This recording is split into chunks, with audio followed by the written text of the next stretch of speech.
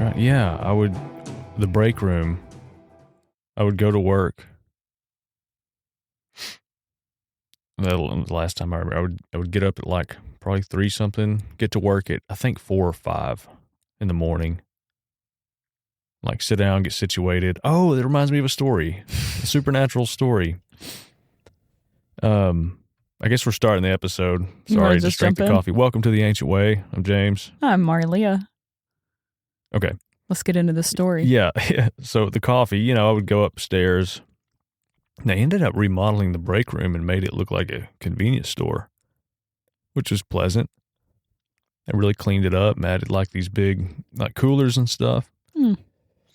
But the coffee, get there in the mornings and I would always go up there and put coffee in that little, just one of those old school coffee makers. They had the coffee maker and then they had the big coffee tanks. Yeah. Which they confiscated at one point in time. It was just weird. Anyways, it was just like, Folgers, a bunch of old men. We just go drink coffee. There's probably mold growing on the inside of these tanks. There's no doubt there was mold in that. Yeah. And then one time when they brought in the convenience store, it was disgusting. They brought in this it was like a chili and cheese dispenser for like hot dogs and stuff. Wow. And they had these bags, these specialized like Frito bags to where you could, it was like a Ziploc at the top. Oh yeah. And you open it and you dispense chili into this Frito bag. It's just gross. And the stuff would like drip, when you're not using it. I guess you'd put like quarters in it or something. It's just gross. Anyways, there's like crusty chili all over the place. Yeah. The story has no meaning to it. That's where this coffee led into that. But I was okay, here we go. So at this warehouse job, I was there real early, and there was this other crew that would come in that wasn't with the company I worked for. They would come in and work on like ice. It's the ice plant. And they came from the halfway house. And so every morning I would let them in. They didn't have access, so I would have to like ensure who they were, make sure, push the button and let them in. Well, this one dude shows up one morning, and he's just standing at the door, no doorbell. So I roll over and I push the intercom button, and I'm like, "Hey, open the door!" Like I push the button, which unlocks it. Said, "Open the door." He's just standing there. I push it again. Like, "Hey, dude, open the door. Just grab the door handle and pull it." And just stands there. So it was an opportunity for patience for me. So I'll just go open the door for him, let him in. So I walk out into the warehouse, open the door, and I'm like, "Hey, are you with the ice plant?" He just like kind of shakes his head a little bit. His head's like back and his eyes are kind of closed. Really strange. And I'm like, "Okay, well, follow me and I'll get you where you're supposed to be." And he followed me. And I remember looking at the video footage. He was right behind me, just followed me. We got in the office, and I told him to wait here while I go call the supervisor. He'll come get you and show you where you need to go. Next thing you know, dude's eyes are closed, and he's walking in circles around the office with his eyes closed. He knows where he's going. Just in like a pretty brisk walk. And there's people working everywhere and stuff. And not like, crap, what have I done? Who have I let in here? So I noticed that, and I said, "Okay, I'm calling security." Call security. He ends up walking outside and just starts punching this door, like attacking a door. Wow. Anyways, it turns out he was on something. Somebody dropped him off to get him out of their hair. He was high on something. But I thought it was pretty fascinating. He could walk around, knew where he was going with his eyes closed. That's my story. How interesting. The drug thing is interesting. It's like straight up granting permission to something else, to have control. And I've heard, people being on specific drugs, and even people, when you're on something, you take the form of it. Like they all look the same, like meth and stuff. You sunk in, you look like death. People take the form of it and look like it. Oh, yeah. It's like they become the image of that addiction, that thing, you know? I think addiction works like that in any capacity, though, if you think about it. I do too. Like, well, food. Yeah, food, even working out. Yeah. Like if people are highly addicted to that, we just praise that physique. Right. That's the only difference is like people think, oh, that's really healthy. And it's like, yeah. Yeah. They're also worshiping that God, then they're trying to form to look like him. Yeah, obsessed with it. Yeah. Yeah, I've seen that before too. Yeah, it's like all of it. Instead of just honoring the true part of your whole body, you know? Yeah. But I do think that's interesting. Kind of makes you think of like, what all do we actually take forms of? Yeah. That we are not even conscious of through pain or through wound or in agreement with something demonic. Yeah. You know, we take on those forms, those coping mechanisms, those behavioral patterns. Yeah. I don't know. Yeah, it's interesting. It is interesting. And you see it in all these different places. Here's one that I think is relatable. I know everybody listening to this has seen this somewhere or even been this way at some point. Have you ever met somebody and they're super nice and then, you know, you'll hear from somebody else, like, don't make them mad. When they get mad, it's like the end of the world. You don't want to piss them off. Oh, yeah. So there's always that weird Jekyll and Hyde kind of thing. Jekyll and Hyde, bipolar God kind of thing. Yeah. I do think that's interesting. Just that whole concept of like, I think any form, right? Yeah. Drugs, whatever, it causes people to be not consistent in their person. Like they'll think about people who drink, right? Yeah. They're like, oh yeah, he becomes the life of the party. His personality comes alive. And it's like, well, does he really come alive or does he become a different person? You know what I mean? Like, it makes me just think about like, what if our triggers and our wounds or our coping mechanisms, like it's actually just causing our person to be divided. Right. It is. Which is not wholeness at all. Yeah. And then it's sad. It's like, why do you need that? To be lively or whatever, you know? There's like all these different. One thing I've noticed is like creativity. Everybody has to smoke weed to get creative. Yeah. I don't understand. And it's like this go-to communal thing. Widely accepted. Yeah. And I don't understand it. I don't fully understand it. But what I've noticed is whenever I'm around a bunch of creative people, like that's just the go-to thing. And I'm like, why do we have to? I think because people are craving the spirit realm. Yeah. They're absolutely craving it. But yeah, we, as real Christians, like New Covenant mystics, you know, we haven't showcased what that really looks like yet. Yeah, that's true. I think the more that people tap into their true creativity outside of weed to where it's not all the same artwork that comes out, where it's not like stale, but it feels alive and it feels vibrant. And it's like, oh, where'd you get that? And I was like, oh yeah, I was floating in the heavens and the Lord showed me da-da-da. And so then I released it. And or like inspiration came to me and you know, whatever. Like the more that it becomes a accustomed thing, you know, or normal to enter into the spirit. Yeah. Where it's not just this weird for the elite or for the special or for the whatever. Yeah. Like, well, even like artwork too, like some of this on the walls out there, the brick wall stuff, you know, there's like the squid and it's like you took mushrooms and did that. Yeah. That you see face. The same things, you know, when you take these things. So you're in the same way. Yeah. That people look like meth. People's artwork looks like the cheap way into it, you know? Yeah. And Kelsey and I watched a little mini documentary thing about ayahuasca. It was these two people that went to do that, and they experienced all these things and confronted their shadow people and had these profound experiences. But what's really cool about it is like all that stuff's available to us. Totally. And yes, I do believe like obviously it heals them to an extent. It does change people, those things. But we have that ability. without anything. And so when they were talking about it on there, they were like, yeah, I feel wholeness. Like I felt these things fall off of me, and it's all about love, which was cool, but it's just available, without anything. Totally. But I like the whole idea of like, kind of going back to the creativity, is that it's almost that thing like we don't fully have it because we haven't fully asked for it. Mm-hmm. Yeah. Like we haven't asked to go into these experiences, or even asked like, hey, what creative thing can I release here on the earth? What can I partner with? Yeah.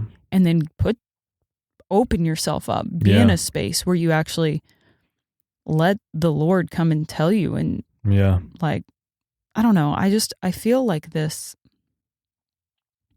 like creativity, pure creativity flows the most when you feel secure and when you feel extremely loved. Yeah. Like that's when performances fall. Like you're not trying to produce to perform. You're not trying to produce to make money. You're not trying like no perfection. No. Yeah. None of that's there. It's just the delight in doing it. Mm-hmm. And I think all those other things will, like the money and all that comes out of that pure place. But I think that's when things don't look stale. Yeah. That's when things don't look one-dimensional. That's when things don't look almost like a conveyor belt of replication. Yeah, right. I'm not going to totally just crap on Christian music, but to me it's very similar. Yeah. Oh, yeah. Like Christian music is very similar to country music. Like everybody jokes in the music realm. Mm-hmm. Well, the people that I have known or whatever, they're like, if you can play a country song, the same 4 chords, you can play a Christian song. Yeah. Because they're the same 4 chords. They're the same thing. Yeah. Yeah. They all sound the same. They all kind of have that. It's capped. Yeah. It's just capped. Severely capped. Yeah. But if we were like tapping into creativity and tapping into like new melodies and freedom. Into new rhythms, like the amount of things that could come forth if we let ourselves go there. Yeah. And let our minds just freaking get blown off. Yeah.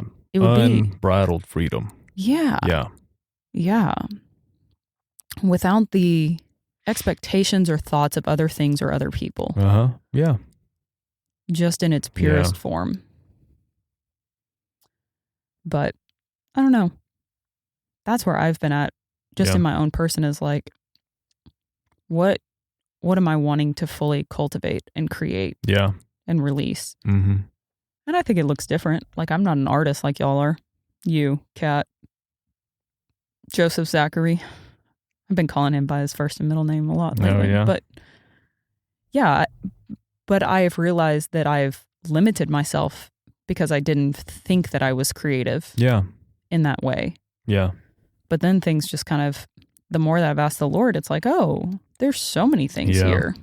Yeah, you're artistic in your own way, whatever it is, whatever that vein is. Yeah, I've been thinking about that a lot. Well, it kind of like the squid paintings over here. I've got this thing against squid portrayals and tentacles and stuff, being up here and stuff. But a lot of the artwork, I think everything here is going in the right direction, but I really have been seeing it. I've been feeling this resolve and this joy of what's going to be established here in like the artistic and creative realm. A lot of it is kind of stale and faded. I would say faded, stale, and interwoven with almost like elitism and stuff. Like you go to our art gallery and it's just kind of like you don't feel free there. With a lot of places, you go there and it kind of feels strung up a little bit, and you shouldn't feel that way. That shouldn't be the atmosphere when you go to look at art. It's like, well, let me make sure I'm standing up straight and I'm like dressed properly to go look at art. And maybe that's not the case everywhere, It's just what it feels like. But like opportunity, yeah, I want people to be so free and to make anything. Yeah. Even if it sucks. Yeah. Which nothing truly sucks. No, but like especially as an artist, you're like, man, I really want this thing not to suck. Yeah. And sometimes it should though. Yeah. Like I feel like sometimes it should be messy and it should be. Well, I want people to live without that question. Mm-hmm. Like Kelsey draws stick animals. Have you seen her animals before? Yes. Okay. You made her draw me that. The horse or a fish or something? A cat. Yeah. She thinks they suck, and they are hilarious. But I promise you, I've told her, I said, I will frame that and hang it up. I think she could make some money off her stick figure animals. Oh God. Get some, as goofy as it is, it's extremely unique and it makes me laugh. Yeah. And that's important to me. I will frame that and put it up somewhere. That's so funny. Draw me a zebra. But that's kind of a testament to it. Everybody's different. Everybody can, nothing's really bad. Yeah. Maybe nothing at all. Yeah. What if nothing is bad? Yeah. Yeah. You just make stuff. But I want to see, I want to see freedom. Like the movie stuff. We made a little movie up here. And the collaboration, the whole process of it, which I was talking about this recently, the whole movie thing of why do I love it so much? I love the process of it. When we were up here and we had all these people working together, to me, there's nothing more fulfilling because you're working on art together. You're making something together that at the end of it, you can sit everybody down together and appreciate what you made together and share it with other people. And if it's got themes of redemption in it or humor, you get to experience all those things with all these different people. Everyone gets to collectively feel the same thing. Something about it. That's the core of it. But working with people, oh my gosh, it's so fun. And the humor, like the laughter and stuff. If you get like a good line or something, or somebody says something, it's just like gold. It's just worth it for all those moments. But I want to see that everywhere. That freedom and that fun and that collaboration that's like not hindered by what are we going to do with this thing, or is it going to make money, or what do people think about it? Yeah. What would you say for somebody that knows that, hey, like I desire freedom in this thing, but doesn't know how to obtain that? How would you encourage somebody in that? It's the Lord's the foundation for everything, especially creativity. I don't know. Ask him for it. And it's a release. It's more of a release than a looking for it. Letting go. I would say creative freedom is tied to a lot of it to perception, or like thinking about what people will think, judgment from people. And even like that tree of good and evil thing, like, would God, like, is this Christian enough, or is this, I don't know. I think somebody said this recently. My friend Mac, I think we were talking about it. We just said, I don't think God really cares what you make. He just wants you to make. He just wants you to create. I think he's happy with that. And if you're doing it out of that place of joy and love and him as a foundation, it's not you don't have to worry about what it is. Yeah. So I think a lot of it for me too is like, what are people going to think about this? I don't really care now, but I think a big key in cultivating freedom, because I think you cultivate it. I don't think it's just because it is a mindset and a reality that people live from.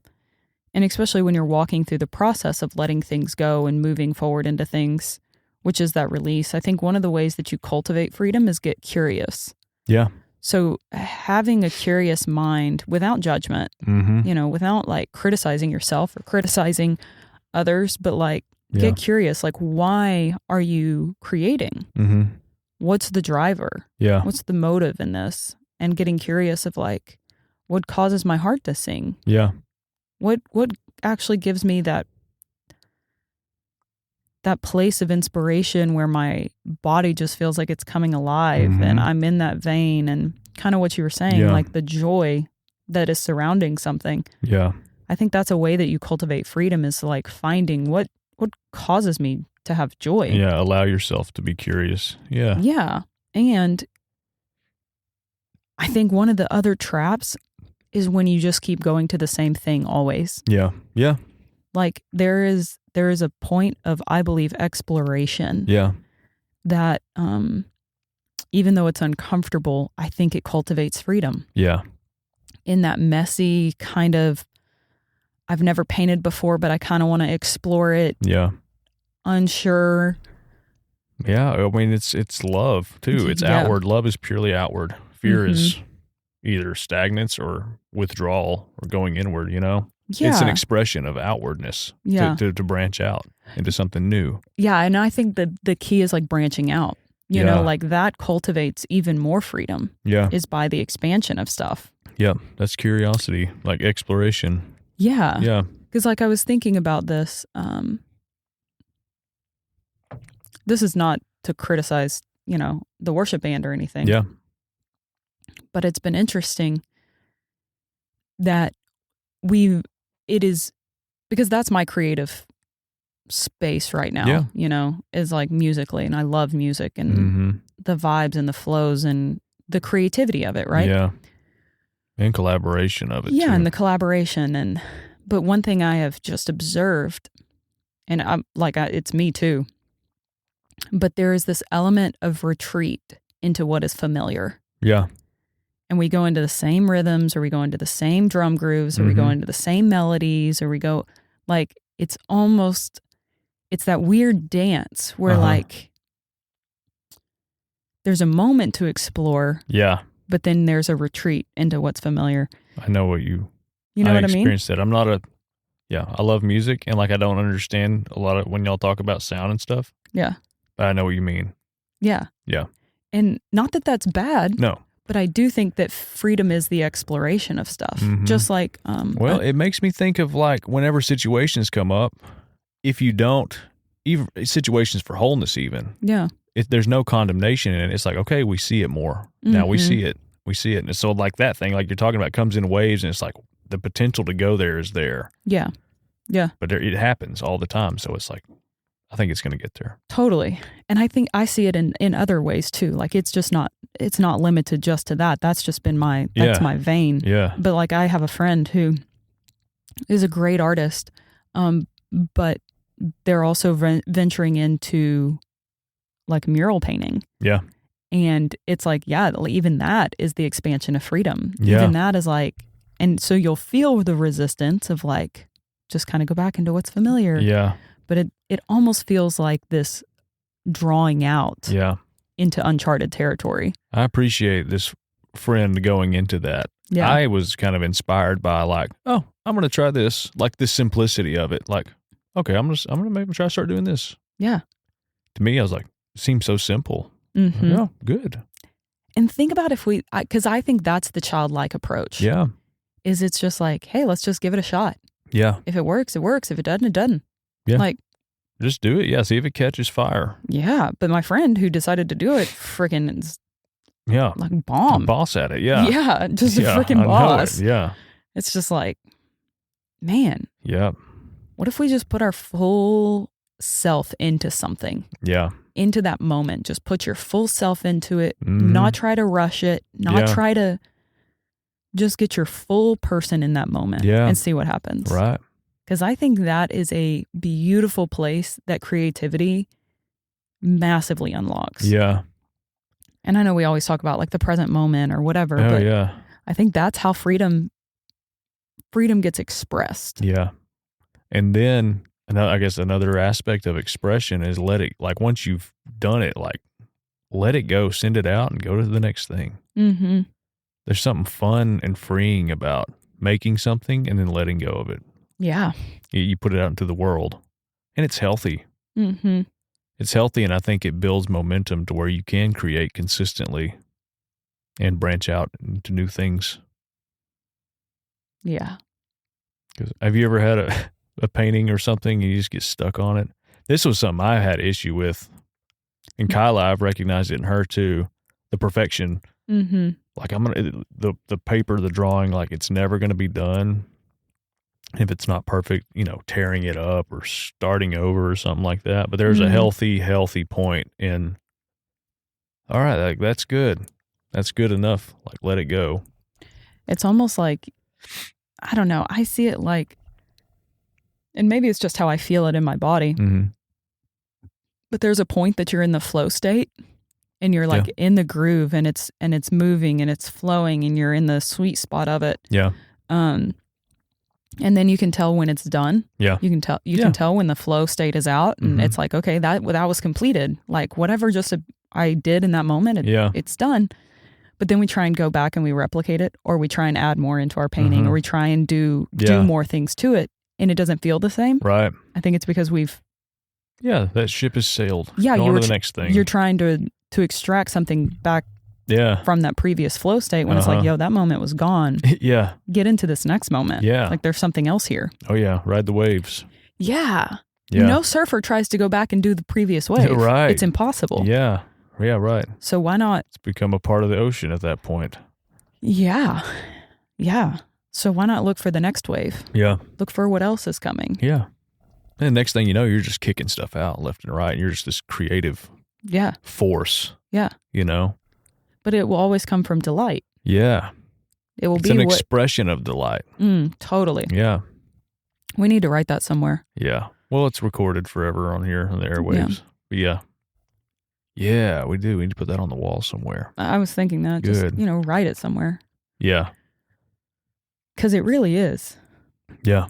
Yeah, it is. Creativity is the expression of delight. Yeah. Isn't that what you said? A version of that? Yeah, a version of that. Anyways, I like that. That's true. I do too. I see it as just, saturating color. Mm-hmm. I see this whole area being saturated with that healthy color of that. That is not stale.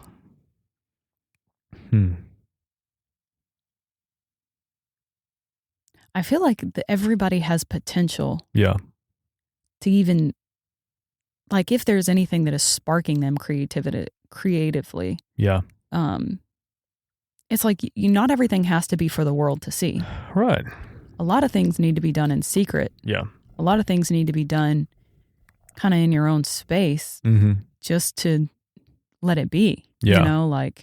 Or get it out. Yeah. Yeah. Yeah. Because everybody, I love this phrase. I think it was Alan who said it, but basically like everybody's carrying a song. Yeah. And every place that you go, you're releasing a song into people. Oh, yeah. That's true. Like everybody's holding a frequency. And it's so important just to let that out. And even if it's not to other people, let that thing out in your room. Yeah. In the quiet place. Which I think, we talked about this, but the quiet place, even the secret place is within you. It's just there all the time. Yeah. Yeah. You are in the secret place. Yeah. You are the secret place. But. Yeah. And don't hide the creativity. Don't cover it up with a job. Don't hide behind a job or hide behind life or hide behind busyness. I've seen a lot of people. Or even structure. Yeah, or structure. Like even if there has to be structure in place for your creativity, like timelines or whatever, like don't hide behind that and cheapen it by withholding yourself. Yeah, and don't not do it because of something more important. Yeah. There's so many people that I've seen. I think about people all the time that I've just encountered for years, and you can see the potential in them for like these really incredible things. But it's hiding behind a job or structure. Or even other pressures. It's almost like, I don't know, I've seen this in my own life. Like when your priorities, or like I call them life values, like the things that you value most get pushed down by the weight of other things that are not truly your core's value. Yeah. It's so hard to express those things. Yeah. You know, like I was notorious for saying yes when I needed to say no. Yeah. Oh, yeah. To things. And so I was like caught up in so many things that I just kept saying yes to. Yeah. But it squashed me. It squashed my ability to create. It was squashing my ability to release stuff. Yeah. Whatever that is. Right. You know? Hmm. So it's been cool for like even just, I would encourage people who are listening, like ask the Lord, like, hey, what are our priorities? Yeah. Yeah. Well, yeah. And another one, I would encourage people along that same line to be honest. Mm-hmm. Be honest with what brings you joy and what lights you up. Yeah. If it doesn't, which is asking him. Yeah. If it doesn't, it doesn't. But if it's there, be honest with it and talk about it.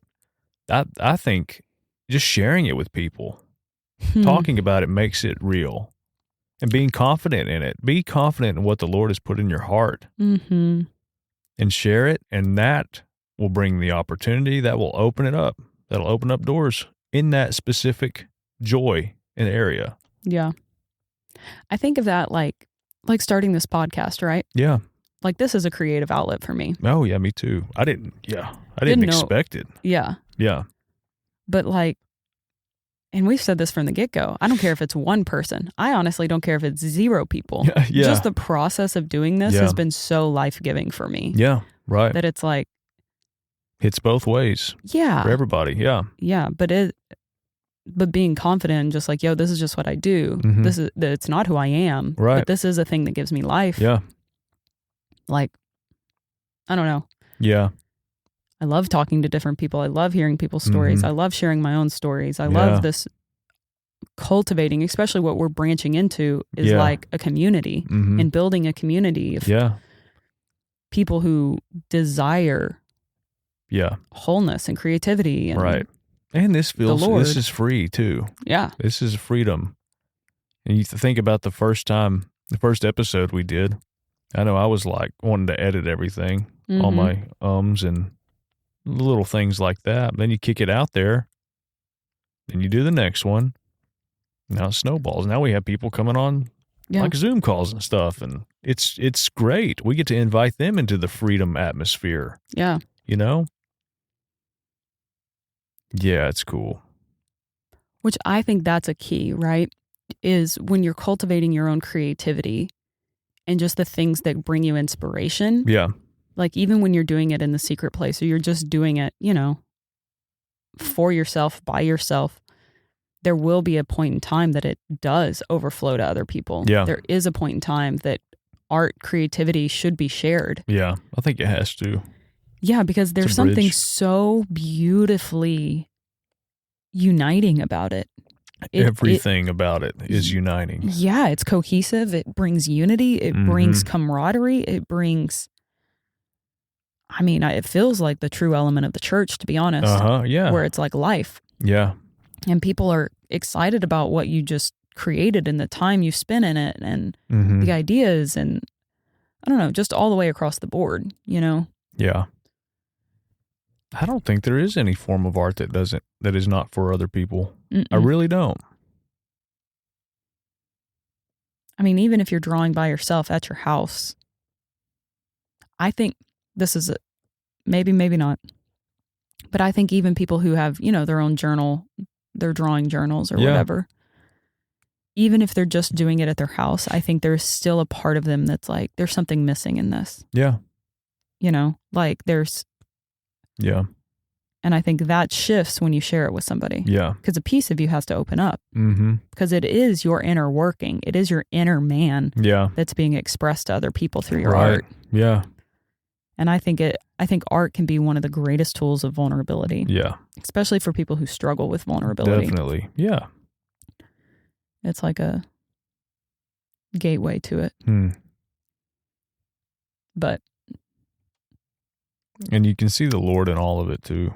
Oh, yeah. I think it reveals his person the more we create our art. When I think of him as like an essence, just the essence of who he is, I think about music to its fullest potential, all music, everything. And I'm a metalhead. Even that stuff is so beautiful. And I'm like, that's an aspect of his person. You know what's funny? Zach said that the other day. He always listens to metal music on the TV at the house. Yeah. But it's all instrumental. Yeah. And he was like, yeah, the words seem to take away from it. Mm-hmm. And I had that thought. I was like, how often do we, in our purest form of creativity, try to add stuff that takes away from it? Right. Like in our own strength. Yeah. Just adding, sorry, that was a random thought. No. But like, instead of just keeping it in its purest, simplest form. Right. Yeah. Anyways. A lot of that metal is like, it's the guitar to its fullest potential. Oh, it's incredible. So dope. It's incredible. And that's all of it.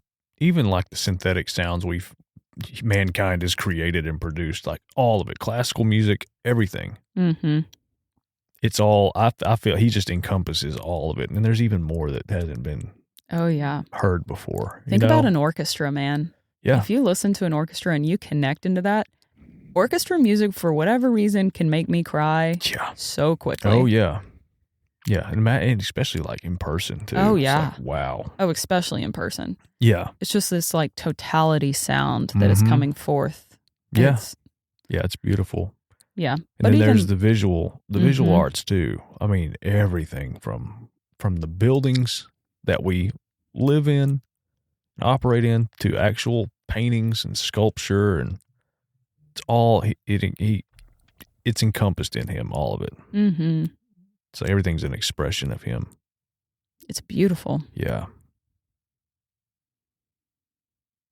Anyways. So this is the challenge.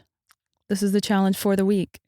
Create something. Create something for yourself. Yeah. And then create something to show somebody else. Yeah. Whatever that looks like. Yep. And if you already know kind of what your creative vein is, I would just encourage you to talk about it. Yeah. And I bet the opportunity will come up. I bet the opportunity will come up for you to share it specifically. Yeah. It always happens, especially when it's on the forefront of your mind. It's going to happen. And even just share like what it means to you. Yeah. I think it's so sweet. Being able to share your heart in that. Yeah. Just like, what does art mean to you? What does creativity mean to you? Yeah. It may unlock and light somebody else up.